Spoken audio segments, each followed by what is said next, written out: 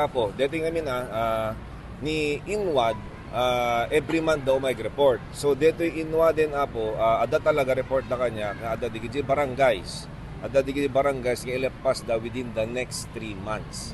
Nga talaga the target da. Kasi manipot, hindi nagtugaw tayo apo, di number 1 nga problema, iti bumarangay, iti kampanya kami, danom. Aglalo no rural, at pati siya kapo, danong ko, iso nga, kanayin ko i-complain. So, dati Inwad talaga umay da agrep report net no na target da. Dati nga barangay for the next 3 months, dati nga barangay for the next 3 months. At ang amin dati nga amin Inwad apo is under prime water dati. Ngayon tatangin apo nagbaliwen bagit pure gold tata iti prime water. So madama man rin apo ti transition da. So nga ngayon ada target da talaga nga 3 months. Lalo di gito Nabotas Biga kadje apo ada 6 barangays or 7 barangays apo Santa Rosa, to name a few, Santa Rosa. So ornosen da apo ditoy pipeline da.